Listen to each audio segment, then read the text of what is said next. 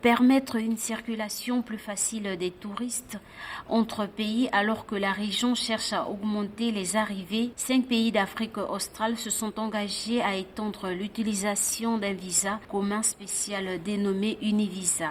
Des responsables de l'Angola, du Botswana, de la Namibie, de la Zambie et du Zimbabwe, pays qui composent la zone de conservation transfrontalière de Kavango, Zambezi, Kaza, se sont engagés à élargir l'utilisation du visa spécial qui permet l'entrée dans plusieurs pays.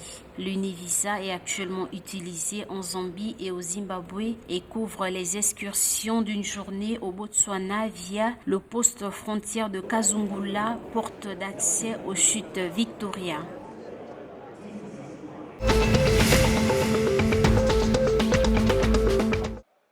Afin de lutter contre la corruption, l'exécutif angolais a approuvé le 3 juin 2024, en présence du président João Lourenço, la stratégie nationale de prévention et de répression de la corruption, un instrument de prévention, de détection et de répression de la corruption et de la délinquance connexe. À en croire le gouvernement, cette initiative vise à renforcer la confiance des citoyens dans les institutions publiques et privées, ainsi que l'adoption de bonnes pratiques administratives. Il est prévu que la stratégie sera gérée par une commission multisectorielle qui, après son entrée en vigueur, aura 2 annexes techniques de mise en œuvre dans le domaine de la prévention et de la détection qui devront être coordonnées par l'Inspection générale de l'administration de l'État et une autre dans le domaine de la répression coordonnée par le bureau du procureur général.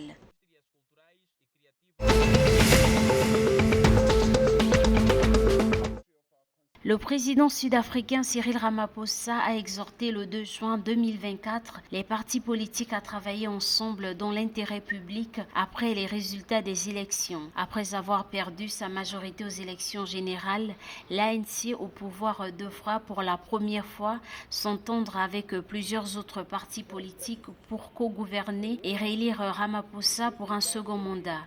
Le nouveau Parlement doit se réunir d'ici 2 semaines et sa première tâche sera d'élire un président pour former un nouveau gouvernement. Les élections nationales en Afrique du Sud déterminent le nombre de sièges que chaque parti obtient au Parlement et les législateurs élisent le président plus tard.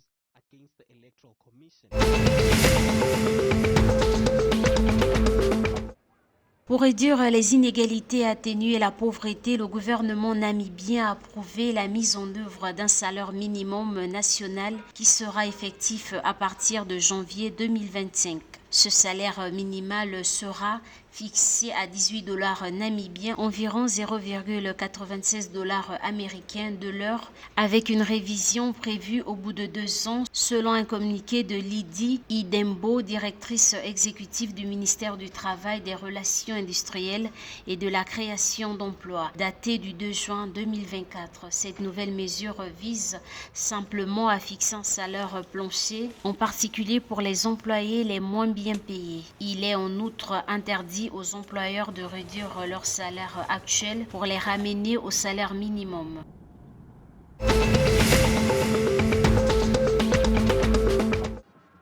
Alors que le Zimbabwe va jouer son premier match vendredi 7 juin 2024 contre le Lesotho, ensuite son deuxième match contre l'Afrique du Sud, mardi 11 juin 2024 pour les éliminatoires de la Coupe du Monde 2026, l'entraîneur-chef des Warriors, Tapera, demande aux Zimbabwéens d'être patients avec l'équipe. L'entraîneur par intérim des Warriors a imploré les Zimbabwéens d'être patients avec son équipe avant la double confrontation du groupe C.